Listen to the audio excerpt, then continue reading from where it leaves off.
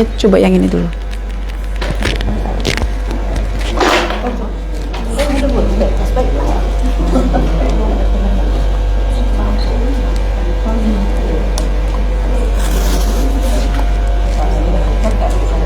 Kalian coba buka dekat live. Oke tak suara saya?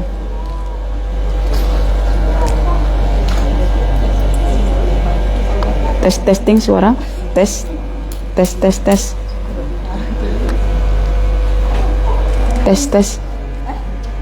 Jam tanya lagi. Suara oke kalian ya? Oke, nyala. Tes. Tes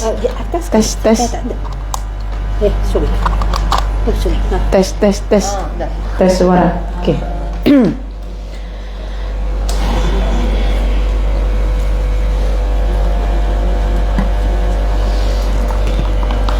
Bismillahirrahmanirrahim.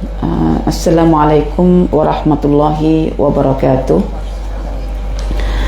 Innal hamdalillah nahmaduhu wa nasta'inuhu wa nastaghfiruh wa na'udzu billahi min syururi anfusina wa min sayyiati a'malina.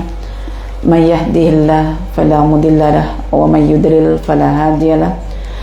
Asyhadu an la ilaha illallah wa asyhadu anna Muhammadan abduhu wa rasuluh. Rabbi shrah li sadri wa yassir li amri wahlul 'uqdatam min lisani yafqahu qawli. Rabbi zidni ilman warzuqni fahman. Allahumma inna nas'aluka ilman nafi'an wa rizqan thayyiban wa amalan mutaqabbalan wa na'udzubika min ilmin la yanfa' wa min qalbin la yakhsha wa min nafsin la tashba' wa min da'watin la yustajabu laha. Allahumma arinal haqqa haqqan warzuqna ittiba'ah wa arinal batila batila warzuqna ijtinabah. Amin ya rabbal alamin. Alhamdulillah ya, sahabat-sahabatku sekalian, para muslimat yang dikasihi Allah Subhanahu wa taala. Pagi hari ini insyaallah bersama-sama kita berkitab kitab Syajarah Al-Ma'arif ya. Kitab yang ditulis Syekh Izzuddin bin Abdissalam, seorang pakar dalam bidang syariah, fiqh dan maqasidi. Beliau juga seorang yang mendalami tentang ma'rifat dan rahasianya. Beliau banyak juga berinteraksi dengan Al-Quran. Semua ilmu ada pada beliau lah, sehingga digelar sebagai Sultan al-Ulama, sultannya para ulama. Beliau dengan buku Syajarah Ma'arif ini memberikan sumbangan kepada kita tentang bagaimana mengenal dan memaknai nama-nama Allah. Apa buah atau kesan yang diperolehi oleh hati saat berinteraksi dengan nama Allah, dan apa aplikasi praktis kita, apa tingkah laku kita, bagaimana akhlak kita ketika kita sudah mengenal nama Allah. Jadi ada yang kurang faham sebetulnya bila kita belajar nama Allah, itu maksudnya adalah kita mengenal Tuhan kita dalam masa yang sama. Jiwa dan hati kita dipengaruhi oleh makna nama tersebut, dan akhirnya seluruh anggota badan kita berinteraksi dengan nama tersebut melalui tingkah laku. Jadi tingkah laku kita dibentuk oleh kefahaman kita tentang nama-nama Allah. Bila sudah mencontoh, meneladani dan mengamalkan tuntutan nama-nama Allah, insya-Allah kita akan menjadi para walinya, yaitu orang yang dekat dengan Tuhan kita, dan itu dikatakan sebagai ibadah yang sempurna. Maka beribadah itu jangan cuma kita fahami, yaitu syahadat, sholat, zakat, puasa, haji, itu saja ya. Tingkah laku kita yang kita tunjukkan, kita zahirkan berasaskan pada nama-nama Allah, itu juga ibadah. Jadi hari ini kita akan belajar tentang sifat Allah, yaitu yang terdapat pada namanya Asy-Syakur. Jadi kalau boleh saya nak sampaikan ya, Allah Subhanahu wa taala itu kulla yaumin huwa fi sya'n. Setiap harinya itu dalam kesibukan. Ya, dalam pekerjaan, dalam perbuatan. Setiap perbuatan Tuhan itu boleh kita saksikan pada fenomena alam semesta ini. Kita adalah bagian daripada alam tersebut. Lalu kita mencoba nilai daripada fenomena-fenomena tersebut. Misalnya, kita melihat fenomena matahari terbit di pagi hari. Terbitnya matahari boleh membuat jagat raya terang benderang. Maka dari situ kita akhirnya tahu sifat Allah. Melalui perbuatan itu, melalui fenomena itu, kita tahu bahwa Allah itu disifati dengan nur, dengan cahaya, sehingga Allah diberi nama An-Nur.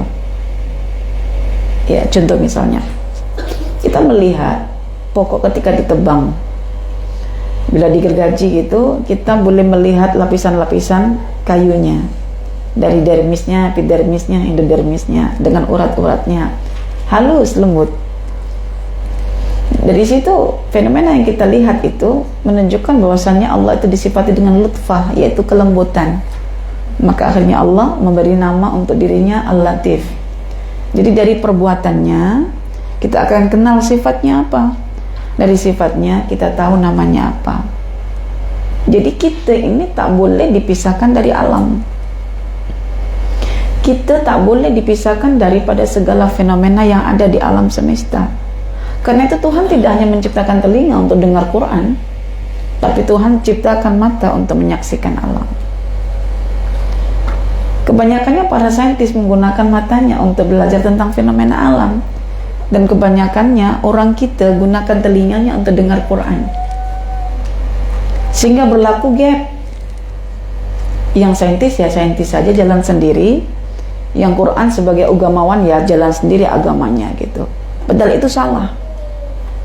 Kena digabung. Ya. Al-Quran itu benar. Karena Quran itu adalah kalam Allah. Sehingga Allah disifati sebagai Tuhan yang punya kalam, punya ucapan, dan memberi nama untuk dirinya mutakallim, zat yang berbicara. Allah itu benar, maka apa yang diucapkan itu benar. Maknanya Al-Quran itu benar. Al-Quran itu benar. Namun kebenaran Al-Quran itu tidak terus dijumpai oleh setiap manusia. Mesti ada jalan-jalannya untuk menemukan kebenaran itu. Orang yang belum beriman, boleh jadi alam semesta beserta fenomenanya akan menjadi jalan atau laluan untuk menemukan kebenaran Al-Quran. Karena bagi mereka, orang yang belum beriman ketika berinteraksi dengan alam semesta yang di situ ada perbuatan Tuhan, ada tindakan Tuhan, dan ketika dikaji, dia ada menemukan hasil kajiannya itu dalam Quran, sehingga pemerhatian orang ini, hasil kajian orang ini yang dikatakan sebagai sains yang factual, boleh menjadi jalan baginya untuk menemukan kebenaran Al-Quran. Maka tak boleh sains jalan sendiri, Quran jalan sendiri, apatah lagi mengatakan kalau ada sains yang benar itu kebetulan. Tidak ada dalam kehidupan dunia ini yang namanya kebetulan. Semua dalam aturan Tuhan yang tersusun rapi dalam kitab yang terang, fi kitabim mubin, fi lauhil mahfuz, dalam lauh al-mahfuz. Berbicara tentang alam yang di situ ada nama-nama Tuhan, kita tak perlu nak mengatakan Quran itu tak perlu justifikasi daripada sains ya, untuk nak kata Quran itu benar. Ucapan itu tak perlu diucapkan. Yang perlu adalah Quran itu makna-maknanya perlu dijelaskan melalui fakta-fakta saintifik. Jadi kita akhirnya tak menepikan orang-orang yang belajar sains. Kalau kita katakan Quran itu tak perlu justifikasi, memang tak perlu justifikasi, tapi kalau kita katakan itu juga akhirnya orang sains jalan sendiri dan tak perlu berinteraksi dengan Quran, sehingga agamawan mengatakan kok ini sains tak payah cakap Quran. Nah, ini yang bahaya, sehingga kecut hati kalangan saintis ini. Ya. Jadi sains itu yang sifatnya factual. Kalau tidak, itu hipotesis.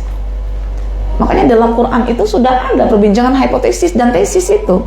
Dalam kisah Nabi Ibrahim, Nabi Ibrahim punya hipotesis. Hipotesisnya Tuhan itu satu. Hipotesisnya itu dia nak kata Tuhan itu adalah matahari, tapi tak terbukti secara faktual. Maka itu gagal. Yang dikatakan Tuhan itu adalah matahari, bulan, bintang, gagal. So dia temukan tesisnya, ya, yaitu Tuhan adalah satu, dan itu selari dengan fakta, ya, fakta bahwa matahari sentiasa terbit dari arah timur, tidak pernah dari tukar-tukar dari arah barat, dari arah utara, selatan, tenggara, barat daya, barat timur, barat laut, macam-macam, tak ada kan. So itu selari dengan fakta. Maka kalimat tauhid itu adalah kalimat yang berasal daripada penemuan Nabi Ibrahim kalau dalam Quran, ya, yang berasaskan fakta saintifik. Nah, kalau ada teori evolusi manusia dari kera menuju manusia, itu hipotesis dan tidak terbukti secara faktual, maka itu bukan sains. Nah, itu bukan sains, itu auta, bukan fakta. Jadi kita kena bezakan istilah-istilah hipotesis, tesis, fakta, auta. Kalau tesis itu pasti akan terkait dengan sains, dan auta kadang-kadang boleh menjadi bagian daripada hipotesis yang belum teruji kebenarannya. Begitu.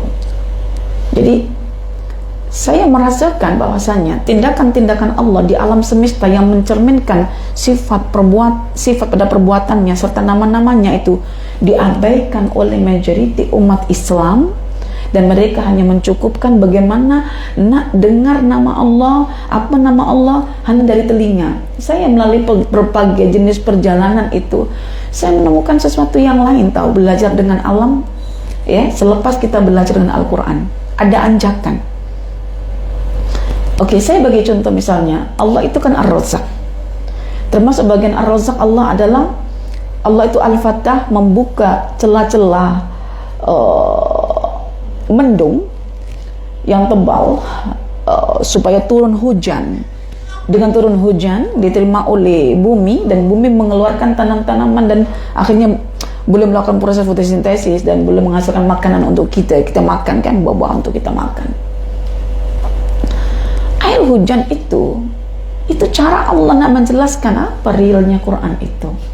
Maka Allah mengatakan anzala minas sama'i ma'an fasalat audiyatun dalam Quran itu. Orang tak belajar sains tentang evaporasi, kondensasi, penguapan laut, tak faham ayat itu. Tak faham ayat itu. Cuma tahu-tahu juga. Saya baca ayat itu, tapi tak faham sangat. Tapi kalau ketika langsung saya pergi ke laut, saya nampak selalu ada macam uap asap di atas laut ketika terik tengah hari gitu. Dan ada mendung yang diarak. Saya katakan ini perbuatan Tuhan Ar-Razzaq Al-Fattah yang nak bagi saya rizki.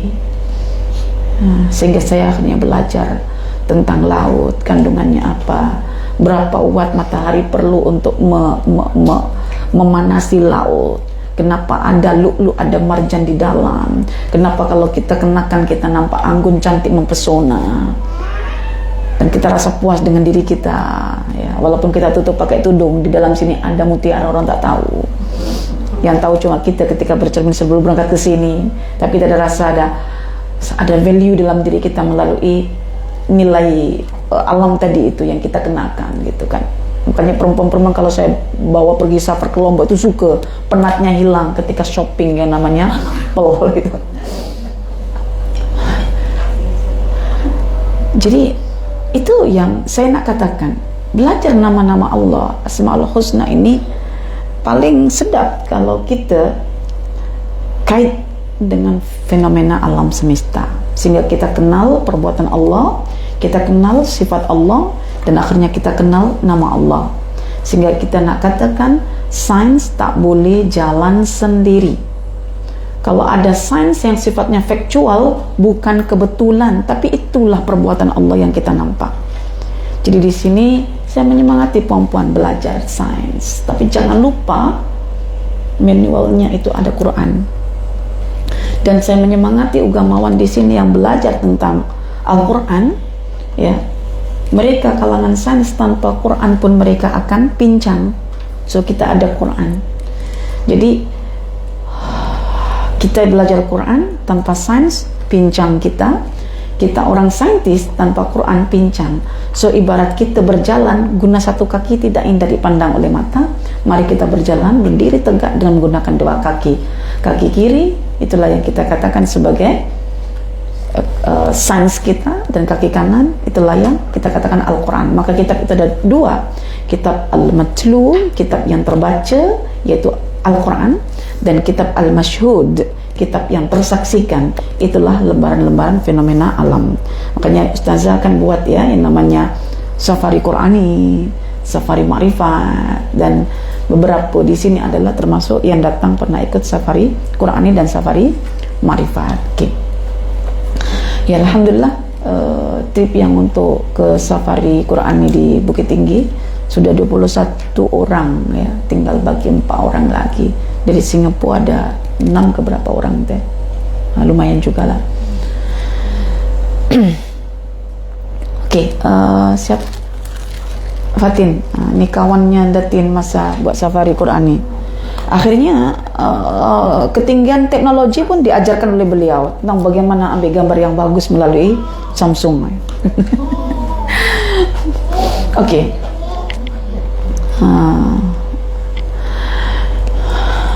Saya pun bagi tahu Kak Fatin lah, suami dia kan orang IT. Orang IT tak pernah berhenti tahu. Dia akan terus mencari tahu anjakan teknologi itu. Dan kita juga akan demikian. Selari dengan teknologi yang sentiasa tercipta, hasil pantauan daripada fenomena alam untuk terlahir teknologi yang baru, maknanya kita juga tidak akan berhenti untuk mengenali fenomena alam yang mencerminkan tentang sifat Tuhan kita. Itu maksudnya. Jangan cuma sains teknologi, tapi sains tauhidik tidak ada. Itu pincang nanti. Ya. Berakhlak dengan sifat syukur. Sila dibuka muka surat 115.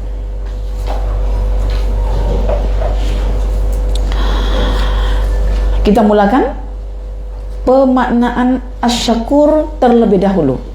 Jika asyakur dimaknai dengan pujian Allah kepada hambanya, maka buah mengetahui sifat ini adalah engkau akan berharap termasuk orang yang dipuji oleh Allah karena ketaatan dan ma'rifatmu kepadanya. Jadi Syekh Izzuddin ini menafsirkan, memaknai asyakur itu adalah Tuhan yang memuji hamba-hambanya. Ketika mana hamba-hambanya itu melakukan ketaatan dan makrifat terhadapnya, terhadap Allah. Jadi kalau ada hambanya yang taat, disebabkan karena hambanya telah bermakrifat akan memuji hamba tersebut. Coba taati Allah disebabkan karena kita telah makrifat tentang Allah. Sudah Ustazah, kalau sudah Allah asyakur pasti dah puji kita. Tapi macam tak dengar je pujiannya Ustazah. Kita tak dengar pujiannya. Tapi selepas ini bila kita taat karena kita sudah kenal Tuhan, Tuhan sedang puji kita. Contoh ya, Allah suruh apa dalam Quran? Allah suruh kita apa dalam Quran? Contoh, Allah suruh kita untuk wa idza quri'al Qur'an fastami'ulah. Jika Quran dibacakan tolong dengar. Dah dengar tak Al-Quran dibacakan? Sudah. Time itu Tuhan puji kita. Itu kalau kita sedar ya bahwa kita sedang berinteraksi dengan Tuhan dalam apapun tindakan kita. Yang mana tindakan kita itu kita lakukan berpaksi kepada apa yang Allah perintahkan karena kita sudah kenal perintah Allah itu.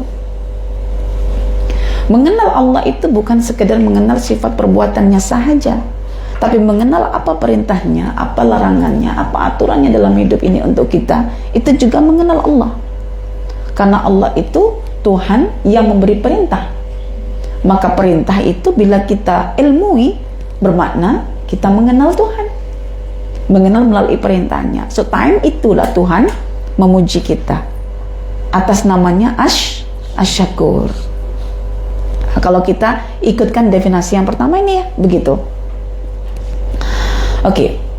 Cuma di sini Ustazah perlu mensyarah dan meluaskan tentang makna asyakur. Ini adalah pandangan beliau. Sudah paham ya? Bahwa beliau kata asyakur itu Tuhan yang akan atau yang memuji hamba-hambanya. Time hambanya itu mentaatinya dan bermakrifat terhadapnya. Ketika Tuhan memuji hambanya yang taat dan bermakrifat itu mengenal Tuhannya, maka timbul satu hasrat dalam diri kita, dalam jiwa kita ini untuk dipuji oleh Allah. Aduhai, bila Allah nak puji saya ya? So kita tahu bila Allah nak puji saya ya, mudah-mudahan Allah puji saya. Time saya sedang mentaatinya, time saya sedang mengenalinya. Itu harapan. Jangankan Allah yang puji kita.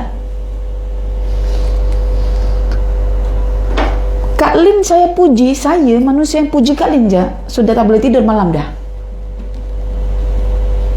Sebab apa? Sebab manusia itu punya satu dorongan dalam dirinya untuk dipandang mulia, terhormat melalui pujian. Tetapi jangan cari pujian manusia, cari pujian Tuhan. Mengapa? Karena Tuhan itu asyakur.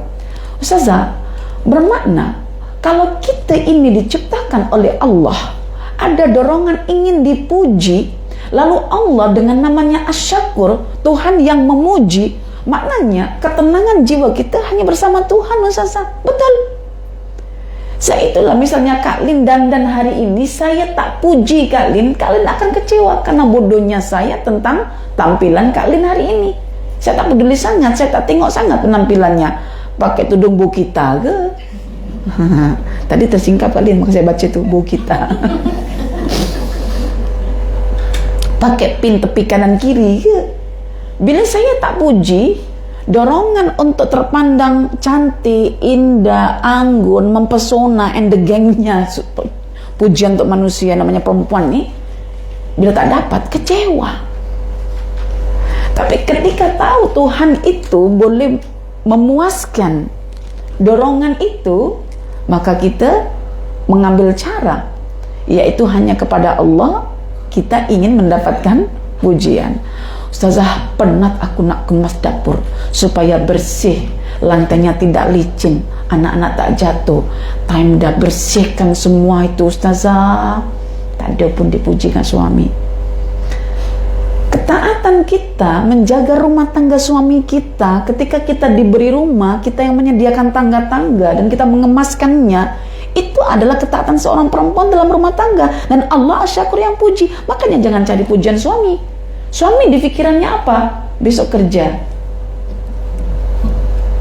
Kita di pikiran kita apa? Dipuji bila kerja. Nah, kita pun jarang puji suami kita kerja. Tapi bukan main kita kerja dekat rumah yang dipuji suami kita. Tak aci kan? Ketika wujud ketidakacian dalam rumah tangga itu, biarlah Allah sebagai satu-satunya asyakur yang memberi pujian ke kita. Saya teringat perkataan Dr. Nabulsi itu. Kenapa ya? Beliau kata begini, kenapa ya? Hanya dengan mengingat Allah sahaja kita menjadi tenang. Allah bidzikrillahi tatmainnul qulub. Karena segala apa yang kita nak, apa yang kita inginkan cuma ada pada Allah. Beliau bagi contoh besar. Bukankah kamu ingin punya rumah besar, kereta besar? Siapa yang paling besar? Allah Al-Akbar. Patutnya kamu tenang. Bila kamu ingin indah, cantik, mempesona, ya, kamu tahu siapa Allah? Al-Jamil dan yuhibbul jamal. Dia itu indah dan suka keindahan. Kalau kita sudah tampil indah, orang tak puji kita, Tuhan suka kita. Jangan gini, ya Allah, lama aku dekat cermin, tak berdandan begini, tak ada pun responnya, bahkan yang ada, kau ini, ada gitu kan.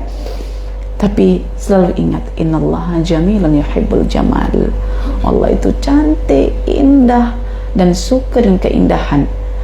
Mama, kenapa engkau macam puas sangat dengan tampilan kau hari ini? Papa tak puji pun, saya tampil indah karena Allah suka keindahan. Contoh misalnya, jadi maksudnya perempuan ini kadang-kadang lebih dekat dengan Tuhan itu karena apa yang menjadi daya tarik dalam dirinya itu berupa keindahan itu, ternyata Allah itu adalah Al-Jamil. Ya, tetapi lelaki mungkin akan mencantikkan dirinya dengan cara yang lain, gitu kan? Dan perempuan mencantikkan dirinya juga dengan cara yang berbeza. Jadi itu yang saya katakan, apapun yang kita inginkan itu semua di sisi Allah ada. Nak rizki melimpah Ustazah, nak saya punya potensi ini terserlah Ustazah sebagai perempuan, semua ada pada Allah. Semua ada pada Allah. Nak melimpah nikmat rizki, Allah juga syakur. Nak jadi orang yang pandai, Allah juga Al-Alim. Coba puan-puan tulis saja keinginan puan-puan. Ada tak yang tidak ada pada nama Allah? Okey, nak apa? Nak kata besar? Allah Al-Akbar. Nak apa lagi? Nak rumah cantik? Allah Al-Jamil. Nak apa lagi? Nak dibukakan pintu rezeki? Allah Al-Fatah. Apa lagi? Saya perempuan ni, saya orang utara Ustazah, macam garang saya ni, kasar keras suara. Orang pantai timur. Nak lembut? Allah Latif. Apa lagi? Saya ini kurang celik dalam pandangan mata saya Ustazah. Tengok sesuatu tu kadang tak nampak sangat. Allah Al-Basir. Saya ni kurang dengar Ustazah. Allah As-Sami'. Apa lagi? Saya nak tinggi Ustazah. Allah Al-A'la. Nak apa lagi? Nak apa? Nak apa? Cakaplah. Nak sehat? Allah Syafi'. Nak apa lagi? Nak apa? Nak ini? Kuat ingatan bukan di sini. Nak kuat ingatan? Nak kuat ingatan kan? Kita tahu nama Allah apa? Al-Fattah, Al-Alim, Al-Khabir, Al-Latif, semua ada di situ. Bukan cuma kuat ingatan, yang detail-detail. Perempuan ni kan suka kan, detailnya suami kan, bagaimana pakai baju apa ya. Allah Al-Khabir, yang maha detail.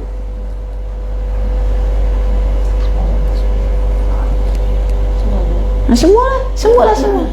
Kalau semua itu yang kita inginkan ada pada Allah, tapi kita menjauhi Allah, patutlah kita celaka, patutlah kita menderita, patutlah kita susah, kan?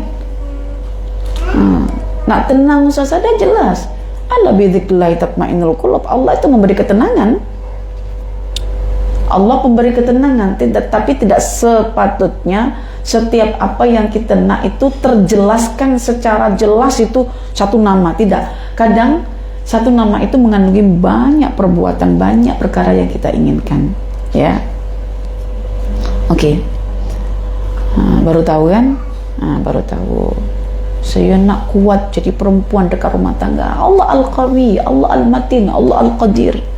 Saya naklah anak saya selamat Ustazah dunia akhirat. Saya tak nak dia terganggu oleh budaya lokal yang semakin parah begini. Allah As-Salam. Saya nak rumah tangga saya dilindungi. Allah Al-Muhaimin. Saya nak ini. Banyak nak tapi tak kenal Tuhan, ya payah juga. Sudah kenal Tuhan tak pernah meminta lagi, payah juga. Sudah meminta tak tahu diri lagi, payah juga. Jadi kita kena betul-betul secara holistik mengenal sifat, perbuatan dan nama-nama Allah. Okey, itu tadi yang kita nampaklah dalam buku kita ini. Okey, sebelum kita bincang tentang akhlak ya, lafaz syukur ini, nama Allah Asy-Syakur ini sebetulnya adalah berasal dari kata syakaro. Syakaro itu maksudnya adalah ziyadah, bertambah. Misalnya kalau kita beli kambing, sebelum kita sembelih nanti, kambing itu beratnya cuma 20 kilo. So kita biarkan, kita bagi makan rumput, ternyata boleh mengemukkan menjadi 30 kilo. Bermakna syukurnya kambing itu ada pada 10 kilo. Tambahannya 10 kilo. Nilai tambah itu namanya syukur. Okey, nilai tambah namanya syukur. Jadi syakaro itu maknanya bertambah. Dari asal kata syakaro jadi zada. Betul ke Ustazah? Betul. Dalam Al-Quran surah Ibrahim surah yang ke-14 ayat 7 itu Allah mengatakan la in syakartum la azidannakum, jika kamu bersyukur maka aku akan tambah. Nah, syukur itu pertambahan. Ayat 7 surah Ibrahim.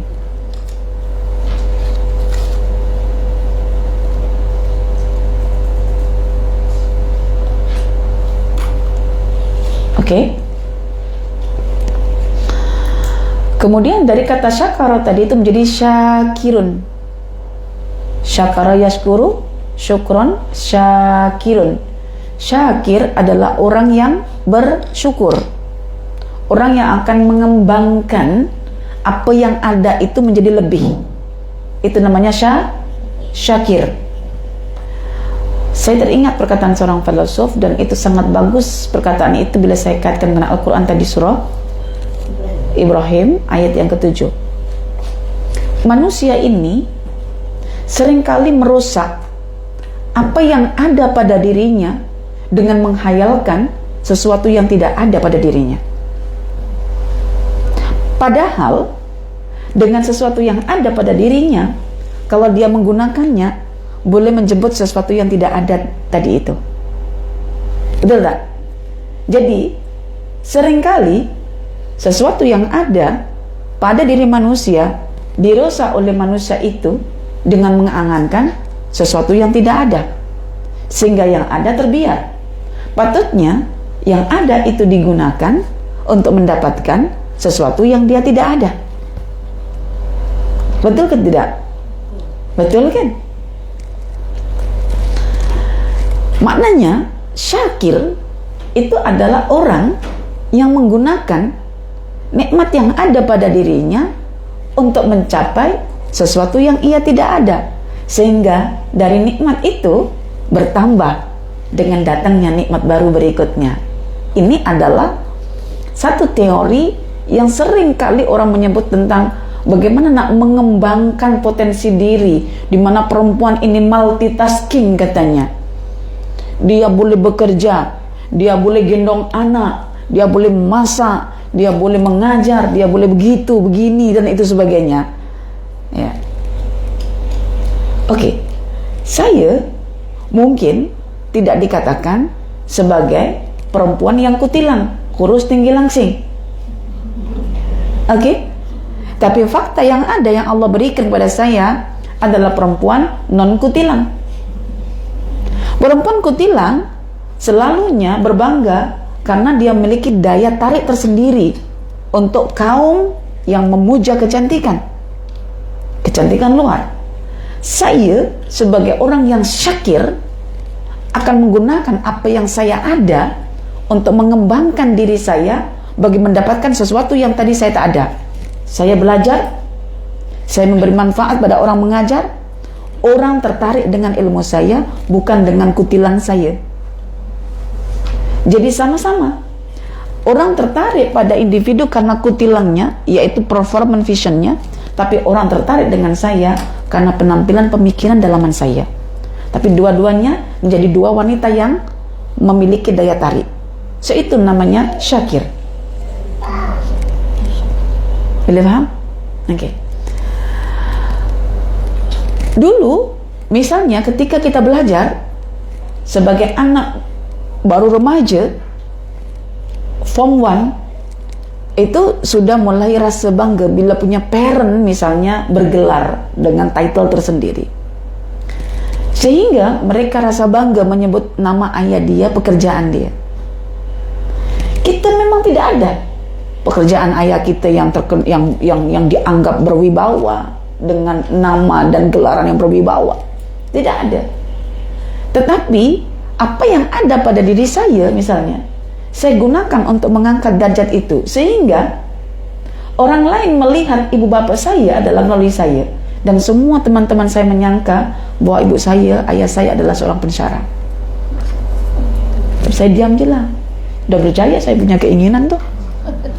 Jadi saya masa dekat UKM tuh, dekat UKM. Yalah, cerita sikit je ya. Dulu masa sekolah menengah sudah bergaul dengan ramai orang sebab kita dekat boarding school kan. Sudah kenal budaya. sudah tahu pendidikan, sudah tahu title gelar-gelar. Rasa macam tidak confidence bila sebut nama ayah ibu dengan latar pekerjaannya. Ditanya apa, itu macam tak sama dengan teman-teman lain lah. Tapi saya kata, kalau mereka ada parent tapi mereka tidak ada diri sendiri, lebih baik saya ada diri saya sendiri walaupun saya tidak ada pada parent saya yang diinginkan. So, saya berusaha untuk menutup kekurangan itu dengan memberdayakan apa yang saya ada. Rajinlah ketika itu, rajin sangat. Maksudnya, sudahlah parent dah tidak ada nama begitu, kita pula malas dan bodoh lagi lah, macam tak ada nilai kan. Satu beban lah kan. Sampai akhirnya dah belajar berperingkat ya, dapat anugerah terbaik begitu, sampai masuk universiti, sampai pindah lagi ke Universiti UKM, dapat lagi sampai PhD kan. Itu teman-teman saya yang dekat UKM tu, Soleha, ayah awak lecturer kat mana? Aduh, hebat ayah saya lecturer kat mana. Bila saya kata tak adalah, tak ada lecturer, tak percaya macam tu. Saya sebut asal pun tak percaya. Bila tak percaya, maknanya dalam angan mereka, sangkaan mereka, parent saya adalah seorang lecturer yang ternama di Malaysia. Mungkin ketika itu fikiran dia macam itu. Tapi karena tak percaya, saya tak perlu meyakinkan orang tak percaya kan. Jadi sudahlah, saya biarkan. Jadi dalam sangkaan mereka, ayah ibu saya adalah lecturer. Jadi itu menggunakan apa yang kita ada itu untuk mendapatkan sesuatu yang tak ada. Ya. Bila saya cerita ke mak ayah, dia ketawa, dua orang itu. Mak, semua akan sangka mak dengan ayah lecturer tahu. Ya katakan iya celah gitu. Lecturer kamu masa kecil. Tak adalah, saya cerita mak ayah pun dia tak percaya. Tak apalah, maknanya dah, biasanya saya teringat pesan parent dulu-dulu ya, angkat martabat dan darjat parent kamu dengan menggunakan potensi yang kamu ada. Bila kamu jadi orang berjaya, mak ayah kamu akan turut naik juga, dan itu secara fakta saya dapatkan ya. Jadi seperti itu sebetulnya. Jadi perkataan filosofi itu sangat, bagi saya sangat menyuntik lah, dan sangat menyentuh diri saya, betul lah. Jadi saya tidak terhasrat untuk menjadi wanita kutilang karena sudah ada larangan dalam Quran. Apa yang ada tak boleh diubah. Kalau tak boleh diubah, kita akan ubah apa yang boleh diubah. Yang boleh diubah pemikiran kita, kebodohan kita boleh kita ubah jadi kepandaian, tapi tubuh badan kita tak boleh kita ubah. Kita nak ubah kulit pun tetap pendek juga. Ada suntikan untuk meninggikan badan, setakat ini belum ada. Yang ada adalah orang kutilang, kurus tinggi langsing, tapi kurang cantik, dia akan melalui operation dalam anggota tubuh badannya lah. Itu yang kita nampak. Jadi itu makna syakara yashkuru syukron syakirun. Tetapi Allah tidak menyebut dirinya itu sekadar syakir, tetapi syakur. Beza ke Ustazah syakir dengan syakur? Jelas berbeza. Bezanya apa? Bezanya kalau syakir sekali bersyukur sahaja itu dah boleh dikatakan syakir. Tetapi kalau berkali-kali bersyukur dan unlimited tanpa batas, itu namanya syakur. Makanya Allah juga ghafur. Makanya Allah juga sabur. Ya, itu karena kerapnya manusia melakukan perbuatan mengembangkan diri, maka semakin sifat Allah yang dibuktikan oleh perbuatannya itu lebih lagi dalam hal merespon tindakan manusia yang berusaha mengembangkan dirinya tadi itu. Jadi kalau kita sebut orang gemuk badannya itu sehat Ustaz saya, maksudnya Asyas nampak sehat. Dulu saya tidak faham istilah sehat itu. Saya kata kenapa nampak sehat, dari mana dia tahu sehat ya? Ternyata Malaysia punya konotasi bila badan itu menggemuk itu dikatakan sehat. Nampak sehat Ustaz ya? Saya kata dari dulu memang tak sehat ke gitu kan. So kan Ustaz tak sakit gitu kan, tapi saya baru tahu bahwasanya sehat itu sebutan secara zahir menunjukkan badan itu berisi gitu kan. Macam jumpa saya Ustazah sehat ya? Ya takkanlah, sebelum kawin sampai sudah kawin sampai beranak, sudah nak punya menantu masih sama aja badan, mestilah mengembang. Mestilah mengembang. Itu satu gambaran luaran bahwa kita diminta untuk mengembangkan potensi dalam diri kita. Kita harus nak merampingkan badan je.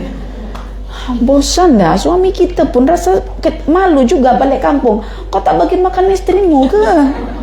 Saya dia bagi makan banyak-banyak mama, tapi isteri saya tipenya tak suka makan.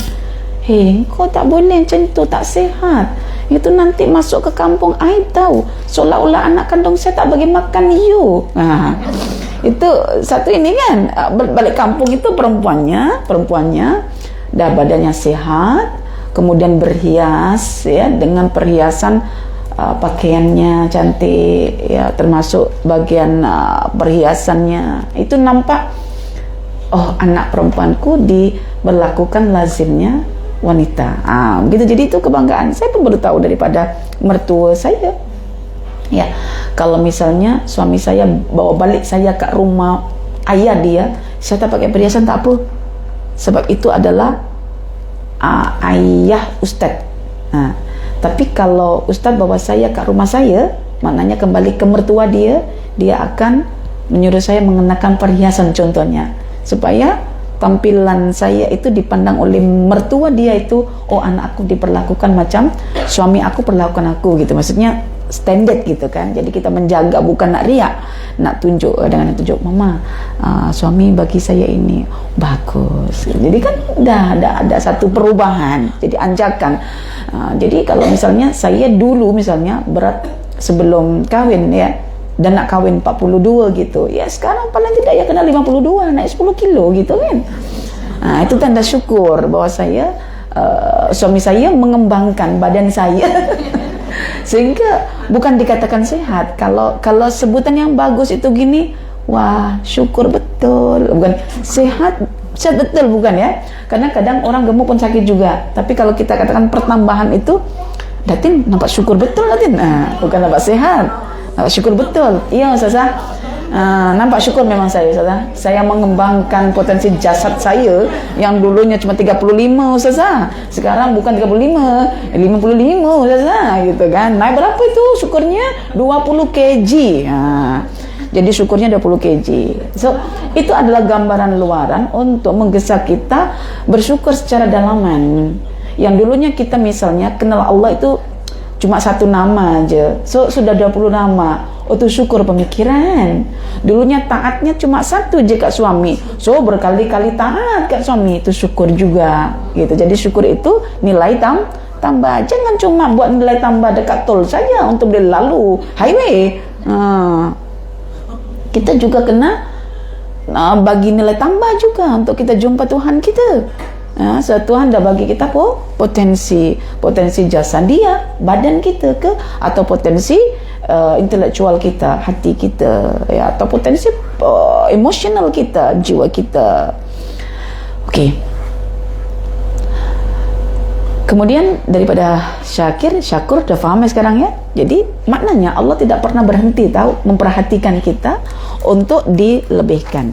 Makanya ada orang yang bertanya, Ustazah, bagaimana cara kita untuk mengembangkan apa yang ada pada diri kita? Contohlah Ustazah, kita ni sebagai ibu dah punya anak, kita biasanya akan ada storytelling ya. Pada malam hari kita akan bercerita.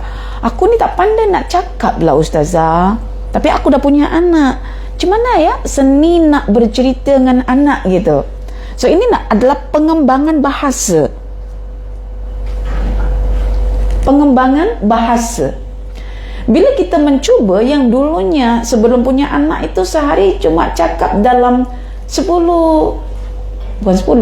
kata, so bila punya anak kita akan naik menjadi 2000 kata. So ini adalah ibu yang bersyukur dari segi lesan untuk pengembangan pola komunikasi anak. Oh banyak Ustazah, bukan cuma 2000 Ustazah, saya sudah naik 4000 Ustazah, dan akan naik terus. Dulu kita jalan kaki, perempuan jalan kaki, tapi ini bahaya tahu. Perempuan dulu jalan kaki katanya cukup tahun 2000 2010 itu ukuran kaki bergerak untuk sehat itu kan 3.000 sahaja. Sekarang udah naik berapa? Itu syukur tambahnya itu. Maksudnya penyakit dalam tubuh badan kita itu tidak cukup hanya 3.000 kaki berjalan. Jantung kita yang akan memompa darah itu ternyata tidak cukup dengan berjalan 3.000. Makanya saya baru dengar dari kalian kalau silap. Sekarang 6.000 saja gitu kan. So 10.000. Allahu Akbar. Naik berapa kali tuh? Dari 3.000 jadi 10.000 itu. Naik 7.000. Besar kemungkinan dia akan naik lagi menjadi 12.000. Tiga kali lipat ya. Dia akan naik lagi 15.000. Ujung-ujungnya bila dinaikkan jadi 20.000, perempuan sudah mati semuanya.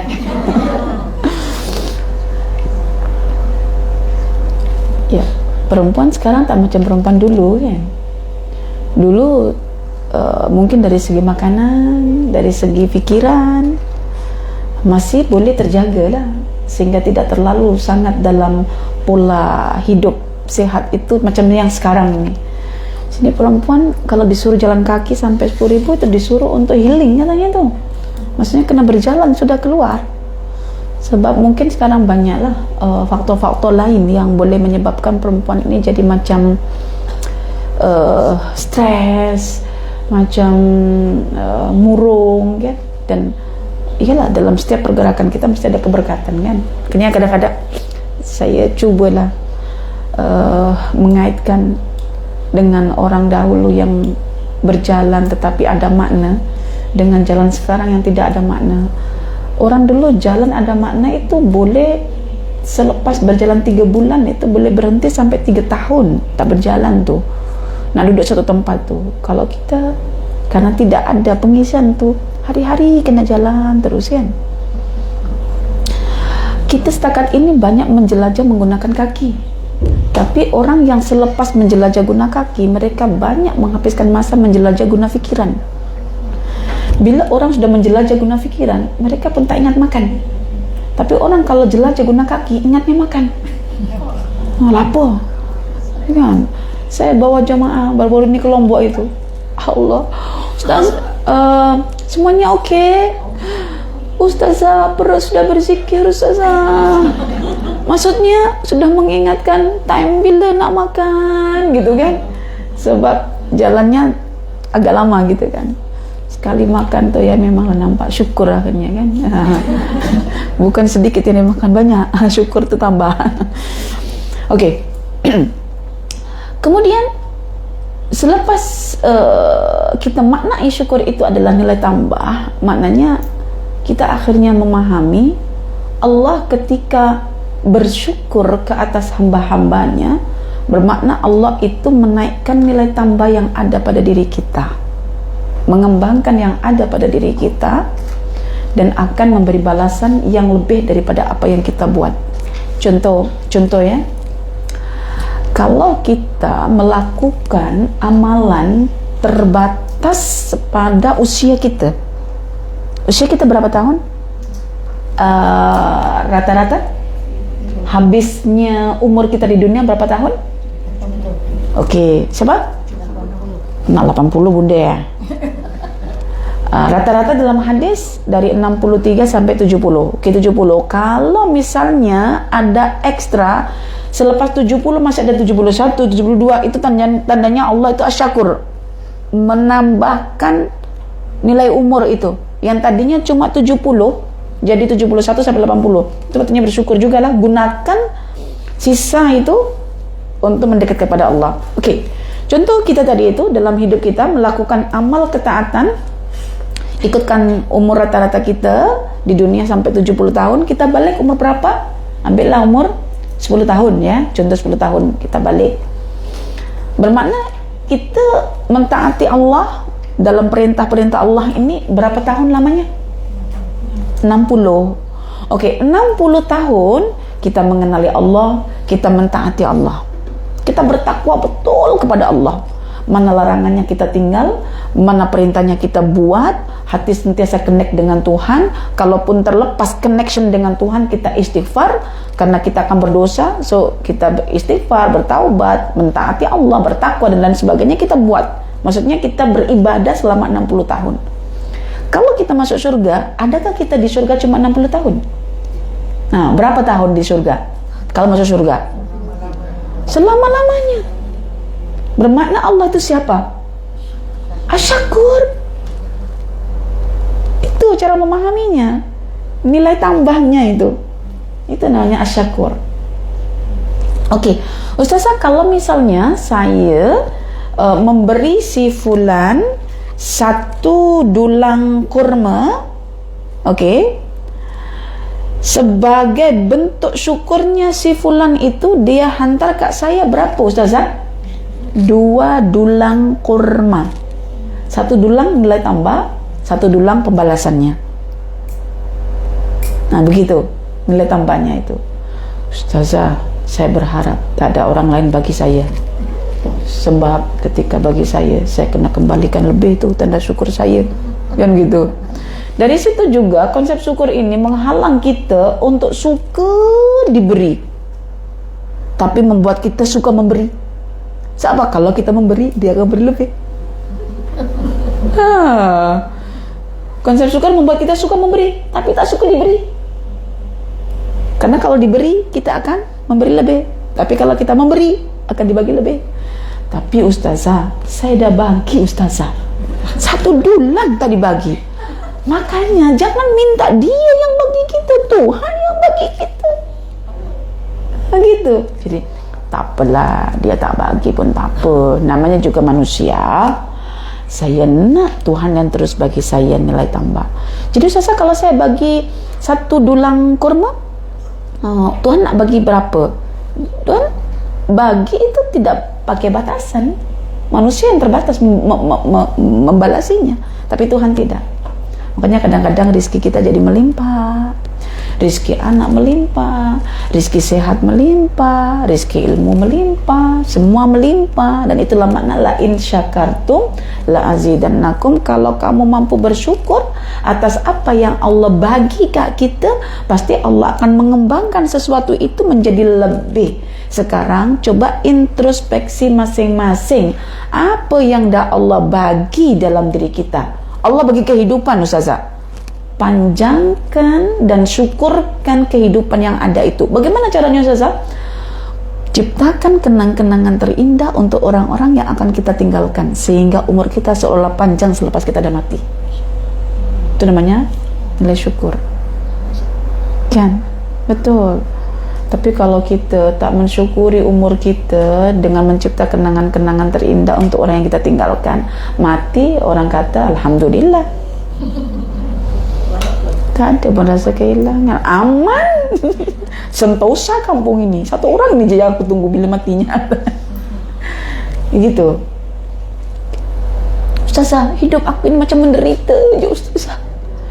Pasal kita habiskan pikiran kita untuk satu kekurangan yang Allah bagi tahu kat kita.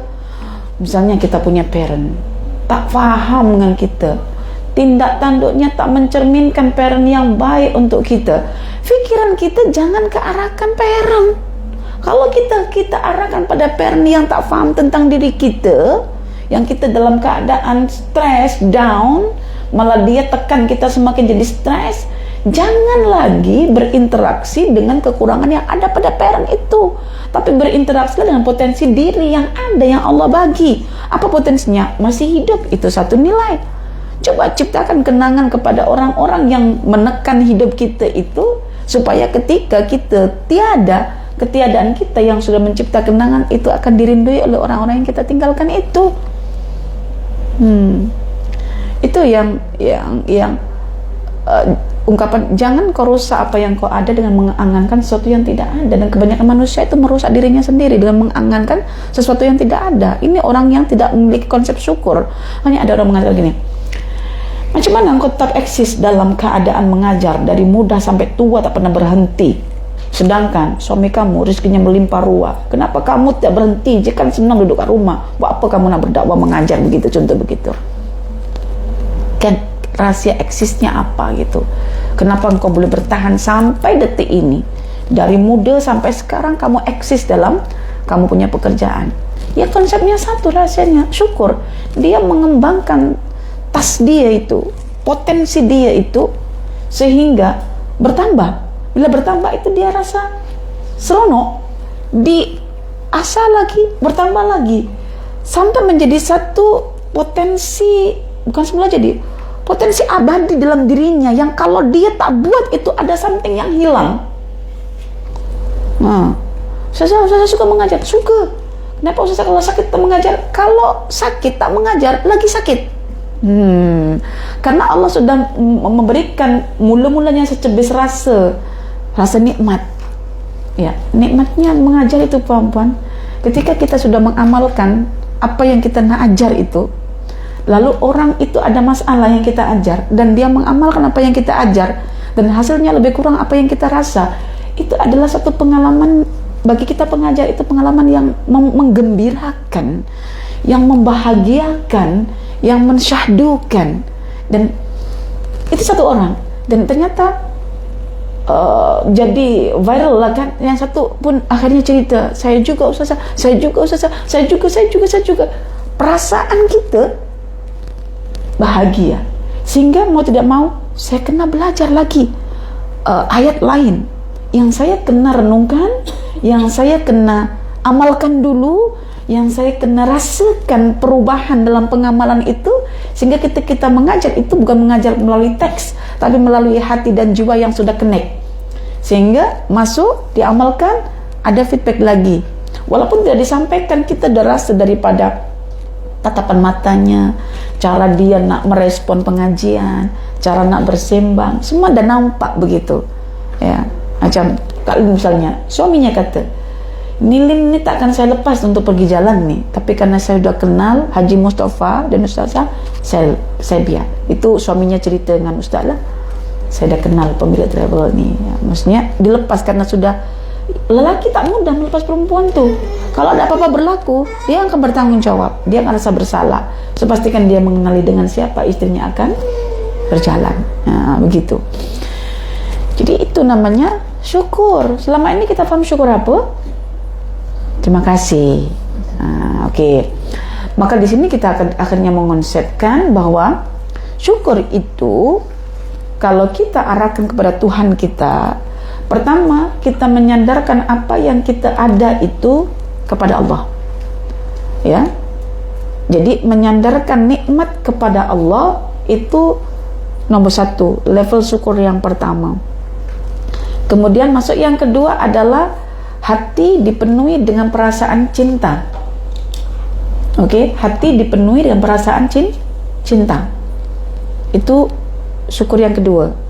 Syukur yang ketiga adalah mengguna apa yang ada seperti mana tujuan diciptakannya. Okey, sekarang kita mengguna mata. Mata ini adalah anugerah dan nikmat daripada Allah. Lepas kita sandarkan nikmat mata kepada Allah, selepas kita cinta kepada Allah karena punya mata untuk melihat, maka kita akan menggunakan mata ini untuk apa? Untuk tujuan diciptakannya. Misalnya mata untuk melihat kebenaran yang terpampang, terbentang di sekitar kita, di fenomena alam semesta ataupun dalam Al-Quran. So mata kita gunakan. Ketika kita gunakan itu, mata kita akan dikembangkan oleh Allah ketajamannya yang kedua. Kita gunakan lagi, ditajamkan lagi. Makanya dulu kita baca surah Al-Fatihah dengan mata kita contohnya, Alhamdulillahi Rabbil Alamin. Kita hanya melihat dengan huruf-hurufnya saja, betul tak? Lepas itu, ya karena kita dah syukur, pertama adalah membaca huruf-hurufnya. Yang kedua, Allah tidak hanya membuka mata zahir, tapi Allah buka mata batin kita, sehingga yang ada di sebalik huruf-huruf itu kita nampak ilmunya. Segala puji bagi Allah, Tuhan semesta alam, yang mencipta, mengatur alam dengan baiknya, dengan indahnya, dengan sempurnanya, sehingga pujian cuma layak untuk Allah. So Allah buka mata hati kita untuk mengenal ilmunya.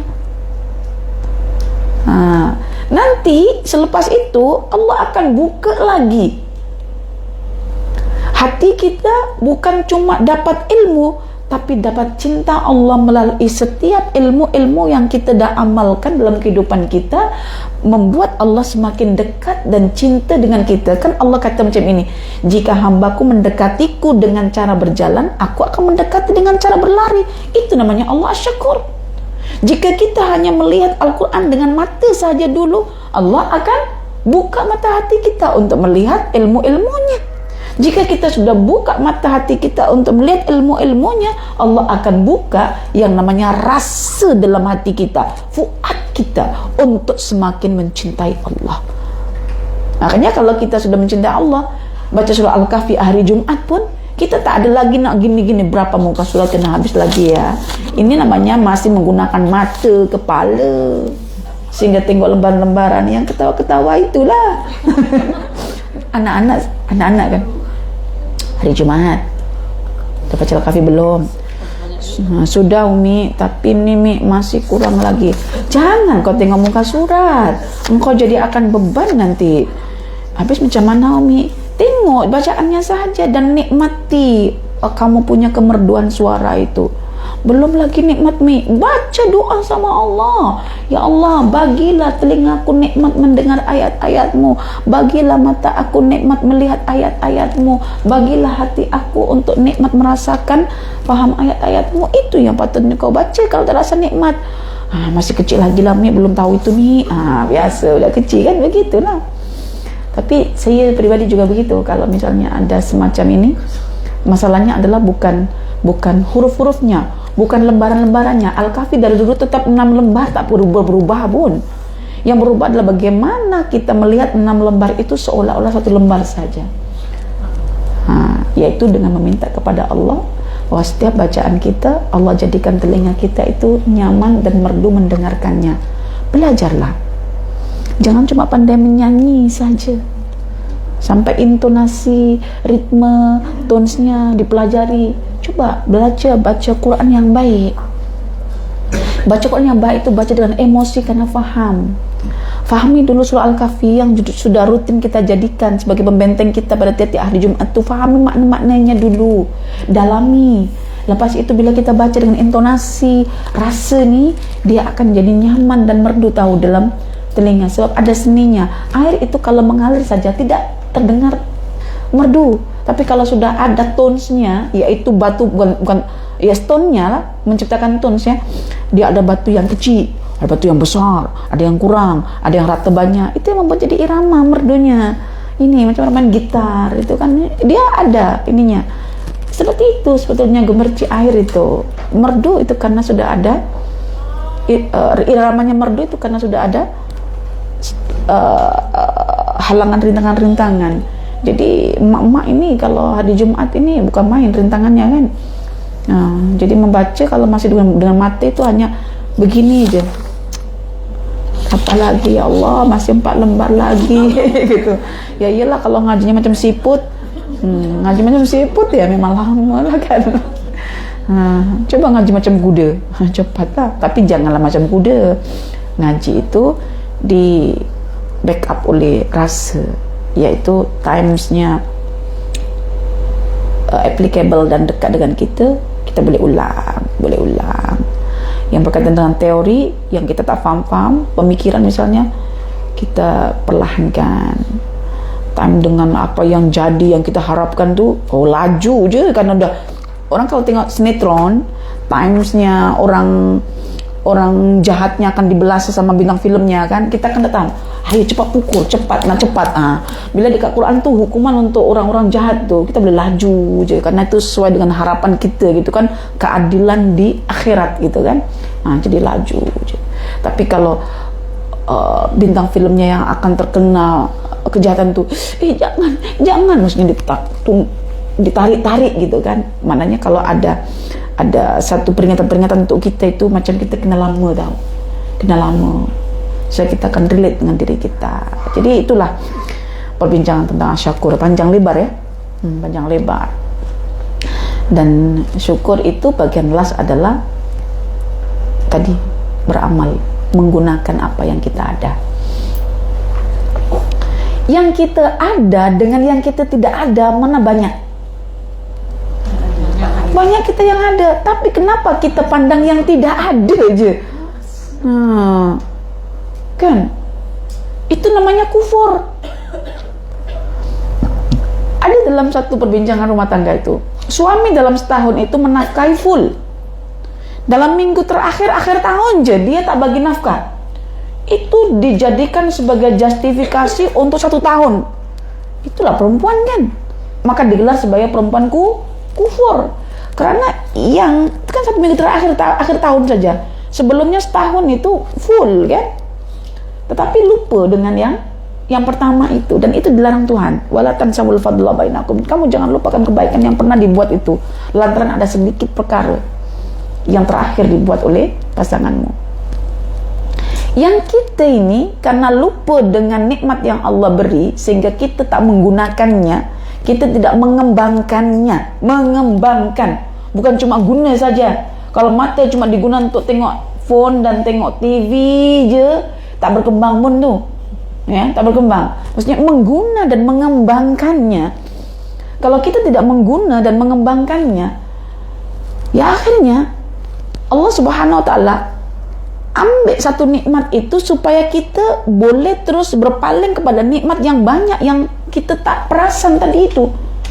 Itu cara Allah menegur kita. Ya, kadang-kadang perempuan tidak begitu bersyukur ketika memiliki suami. Padahal ramai orang yang belum punya suami menanti bila punya suami. Tanya suami dah direbut perempuan lain, baru rasa nak jadi istri yang terbaik. Nah, bila ditarik oleh Allah itu, maknanya Allah nak bagi kat kita pandangan baru tentang apa yang Allah masih bagi kat diri kita. Yang ditarik itu sebagai satu trik dari Tuhan sahajalah. Macam mana kamu boleh melihat apa yang masih banyak yang kamu abaikan, kamu tidak kembangkan? Ya, kadang-kadang saya melihat dalam diri saya ada satu potensi itu yang disekat. Udah disekat, saya rasa, aduh, disekat yang ini. Saya berpikir, maknanya Tuhan suruh saya mengembangkan yang ini. Nah, gitu. Ketika kita kembangkan, nah itu tercapai. Kata Tuhan, la in syakartum la azidannakum. Ya. Potensi perempuan dalam rumah tangga sudah disekat oleh pekerjaan di luar. Ketika pekerjaan di luar dah ditutup oleh Allah, maknanya dia kembali dalam rumah tangganya untuk mengembangkan potensi yang selama ini ditutup dan tak dikembangkan. Macam mana kalau lah boleh mengurus rumah? Iya Ustazah, dulu saya mengurus rumah tu Ustazah, pembantu semuanya. Kenapa boleh sekarang? Dan ditarik pembantu itu sama suaminya, pulang. Akhirnya pandai masak. Bukan cuma pandai masak, pandai susun rumah tangga, tangga-tangganya disusun. Pandai menghias bunga-bunga, ya. Pandai memilih yang tepat untuk vas bunga ditaruh mana. Pandai. Dulunya tak mikir, kenapa pikirnya itu dekat bank muamalat, bank terus. Dah ditarik oleh Allah, masuk balik dalam fitrahnya. Dulu ditarik oleh Allah tu betul-betul stres kerja itu, bukan senang tahu. Perempuan kerja itu stres karena bukan dia punya potensi sebetulnya. Yang itu ditarik oleh Allah masuk ke rumah, akhirnya lama-lama syukur juga. Datin dulu ketika jadi dokter, dia tak gemuk tahu, badannya tidak berisi tahu. Dah menjadi wanita rumah tangga yang betul-betul mengembangkan potensi, dengan potensi keibuannya, keistriannya. Itu ditunjukkan oleh badan yang semakin syukur gitu. Jadi saya pribadi pun, orang kata gini, Ustazah, sekarang Ustazah dah sehat. Memang belum tak sehat ke? Nah, maksudnya Ustazah dah berisi nih yang ditunggu-tunggu oleh suami saya. Kalau saya balik kampung kurus, itu suami malu gitu kan. Jadi seiring dengan potensi dalaman itu kan, makanya Ustadz tuh kalau saya dijemput Kak jadi panelis misalnya, pertama kali dia tulis Ustadz tulis itu apa? Suri rumah sepenuh masa, keluar izin suaminya. Maksudnya kita mengajar begini adalah bahagian daripada pengembangan potensi intelektual yang diizinkan oleh suami. Bila izinkan suami, maknanya potensi itu mesti kita asah. Kalau tak diizinkan, ada potensi lain yang perlu kita asah. Itu saja simpel. Artinya terlalu banyak nikmat dalam diri kita, jangan sampai ada satu yang tersekat seolah itu je satu potensi kita. Banyak potensi kita itu. Kan? Tak best lah kalau tak jadi seorang pekerja dekat bank. Ternyata dia buat rotinya lagi laris manis, jualannya macam ayam macam pisang goreng je.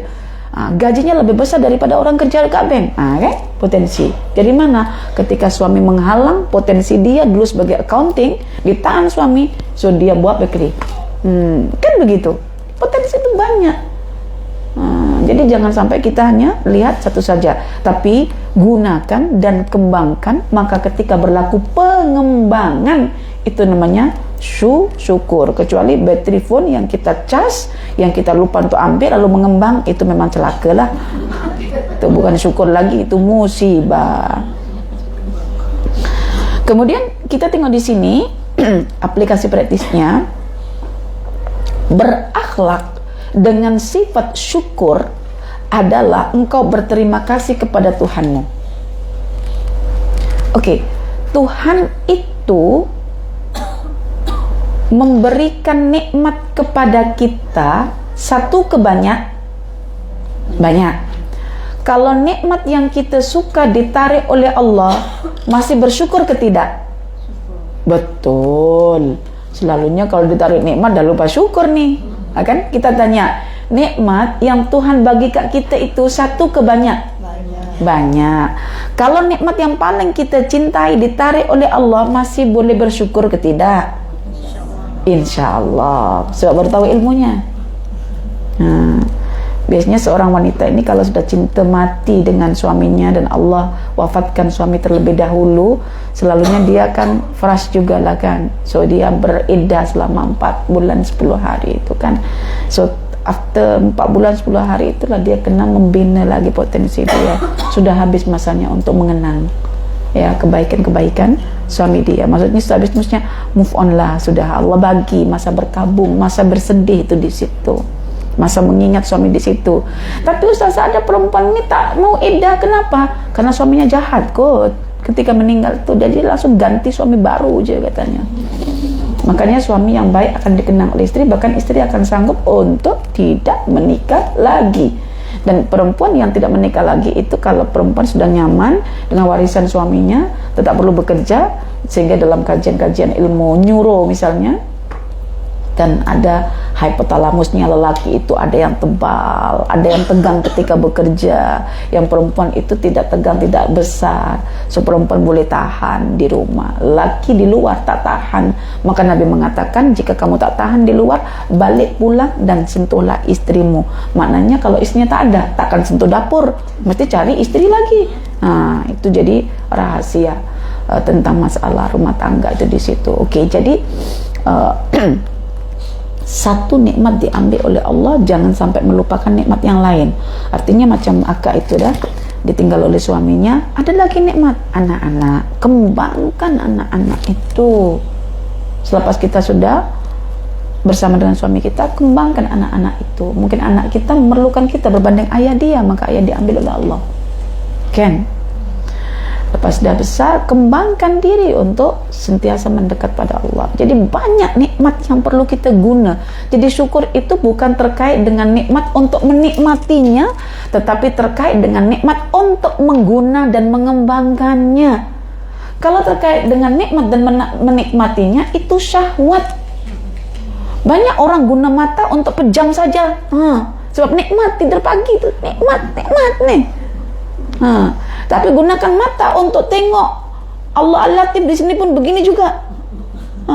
Nikmat begini itu nikmat.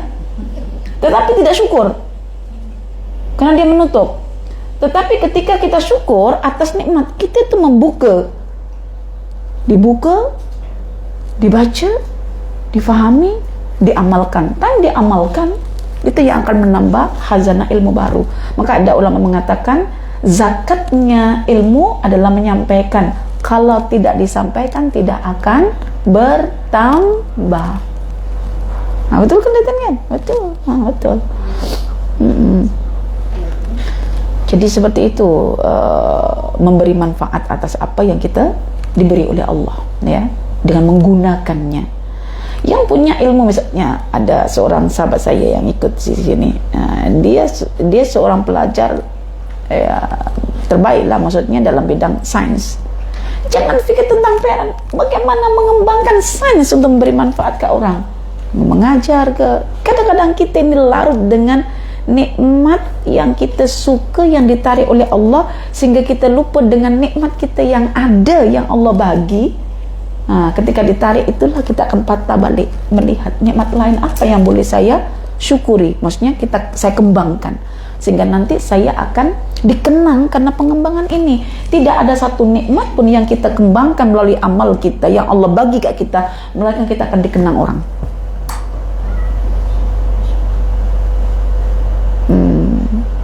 Maka kata penyair dari Mesir, ihfad li nafsika qabla mautika dzikraha wa dzikru lil insani umrun sani. Peliharalah sebutan dirimu sebelum kematianmu, karena itulah umur kamu yang kedua. So kita punya umur yang kedua, yaitu sebutan-sebutan manusia ke arah kita selepas kita dah tiada. Oh dia, makanya sekarang kita kan selalu menyebut syekh sekian, ulama sekian, macam buku ini kita sebut. Ini umur dia yang kedua. Dia menggali, mengembangkan dia punya potensi intelektual dan dibukukan selepas diamalkan. So buku ini sampai ke kita. So kita syukur kepada Allah atas nikmat ini, dan kita juga bersyukur kepadanya dengan mengajarkan buku ini. Tanda kita syukur pada penulis buku ini adalah bagaimana kita mengajarkan buku ini. So ilmunya berpanjangan. Oke. Dan siapa saja yang berbuat baik kepadamu, kita kena ucapkan terima kasih. Terima kasih itu bagaimana? Terima kasih itu bahasa Melayu, tetapi bahasa sunnahnya adalah jazakallah atau jazakumullahu khairan. Semoga Allah membalasimu dengan kebaikan. Kebaikan satu ini istimewa buatku, tapi aku tak mampu untuk membalasinya. Biar Tuhan yang membalasinya, karena Tuhan yang mampu membuat nilai tambah pembalasan itu.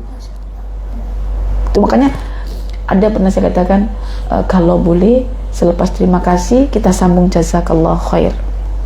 Memang tak boleh kau terima kasih. Kalau terima kasih itu saya terima kasihmu. Terima kasih. Jawabannya apa? Sama-sama kasih. Kan gitu kan? Tetapi kalau kita selepas terima kasih, saya terima kasihmu kepadaku, maka karena aku tak mampu membalasinya, jazakallahu khairan katsira. Semoga Allah membalasimu dengan balasan kebaikan yang lebih. Kan begitu. Makanya kita ini dulu makan biasa saja gak datin nih, karena terus ada makan. Sekarang pakai catering tau. Hari ini tak catering tak apa, tapi kita akan terus ada makan. Sampai saya kata kepada anak saya tadi pagi, Umi nak makan, ada makanan tuh, tapi sayang dekat datin nanti ada makan tau. Makan lah dekat sana, saya gitu kan tadi. So dia makan sikit dekat rumah tadi tuh.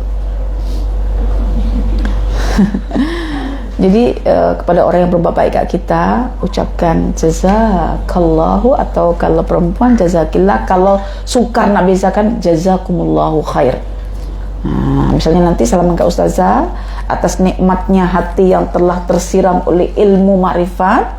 Okey, maka ketika salaman, ustazah terima kasih, jazakumullahu khair. Maknanya takkanlah setiap hari ustazah saya bawa satu dulang kurma terus untuk ustazah kan. Kalau satu dulang kurma ni semuanya bawa dulang kurma, ustazah pun tak larat nak bawa pulang kan. Pening juga ustazah bawa kurma banyak, kena cari mangsa juga nak bagi kurma itu ke orang kan. Jadi cukupkan dengan berkata jazakumullahu khairan. Semoga Allah membalasimu dengan kebaikan wahai ustazah. Ketika mengucap begitu tu malaikat mengaminkan, dan bagimu juga kebaikan karena kamu telah mengucapkan kata itu kepada saudara kamu. Apalagi disambung, uhai buki fillah ustazah, aku cintakan engkau karena Allah Ta'ala ustazah. Itu udah lebih dahsyat, itu udah menyatu, itu namanya sudah teman rapat tuh, karena sefikrah, sepemikiran, seaksi ya, sepola fikir.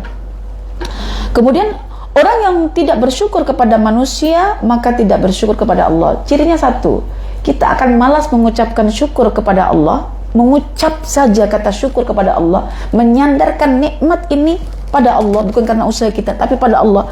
Jika tidak diawali dengan syukur pada manusia, tidak akan mampu ke situ.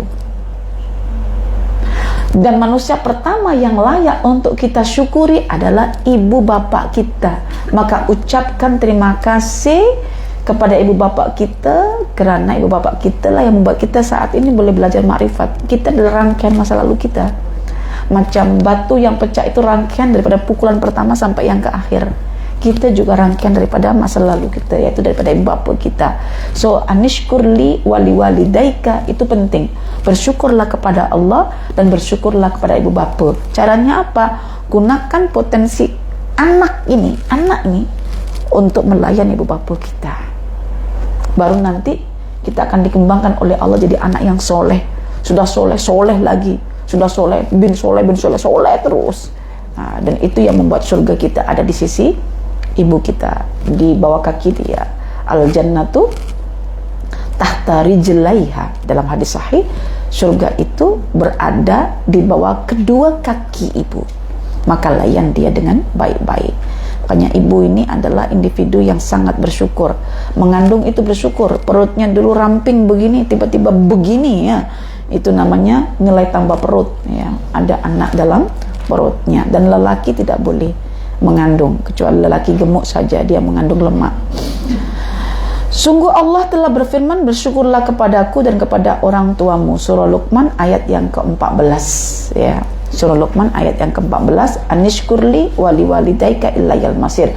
So jadilah individu-individu yang mampu untuk bersyukur. Potensi keanakan dalam diri kita gali segali-galinya, kita kembangkan sekembang-kembangnya untuk boleh bersyukur kepada ibu bapa kita. Dan syukur kita pada ibu bapa kita selepas lisan kita mengucap terima kasih adalah mencintai mereka. Dan bukti cinta kita adalah menggunakan nikmat yang kita ada ini untuk melayan kita. Kita serve mereka dengan sebaik-baik pelayanan. Dan ketika kita layan mereka, Allah asyakur akan menggantikan nikmat pelayanan itu dengan kesolehan anak-anak kita di belakang kita. Anak cucu kita akan jadi soleh. Ustazah, macam saya tengok ibu bapa saya macam biasa je pendidikan kat saya. Barangkali bukan ibu bapa kita, tapi moyang kita dulu yang sudah baik, sehingga kita sebagai cucunya itu, cicitnya itu masih terkena bias-bias kesolehan daripada moyang kita.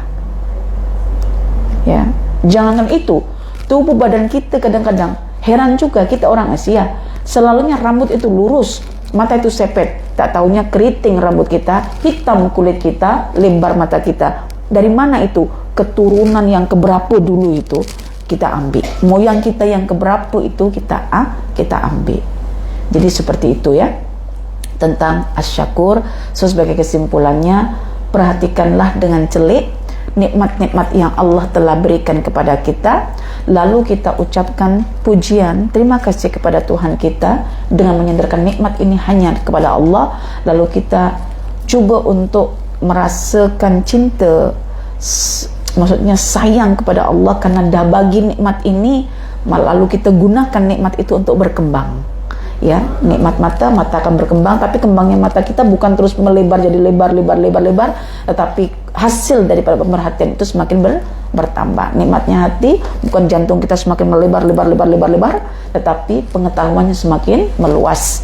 Nikmat kaki bukan semakin banyak melangkah 10.000, 15.000, 20.000, tetapi semakin dekat mentaati Allah Ta'ala. Itu namanya syukur. Boleh faham? Boleh, alhamdulillah. Selepas ini jangan cari pujian kepada manusia, buat ketaatan semata-mata untuk dipuji Allah, dan datangkan rasa itu ketika kita sehabis melakukan ketaatan bahwa Allah sedang memuji kita. Wallahu a'lam. Ada soalan? Ada soalan? Tak ada? Macam senang faham ya? Senang faham, sebab ustazah dah tak lagi mengajar teoretikal macam dulu susah ustazah mengajar. So, nak mengasaskan tentang kefahaman melalui Al-Quran. Sekarang ini tinggal buahnya saja ustazah bagi-bagi kat puan-puan semuanya. Tak adalah ustazah nak patah balik ayat sekian, tengok, perhatikan susunannya begini-begini. Tak adalah. Kita bawa relax, karena tujuan kita adalah bagaimana kita nak mengamalkan tuntutan nama tersebut dalam kehidupan kita. Karena tidak ada soalan, maka kita tutup pertemuan kita kali ini dengan tasbih kafarah. Subhanakallahumma wa bihamdika asyhadu an la ilaha illa anta astaghfiruka wa atubu ilaik. Wal asri innal insana lafi khusr illa alladhina amanu wa amilus solihat wa tawassaw bil haqqi wa tawassaw bis sabri. Wa sallallahu ala nabiyyina Muhammad wa ala alihi wa ashabihi wa sallam. Walhamdulillahi rabbil alamin. Wassalamualaikum warahmatullahi wabarakatuh.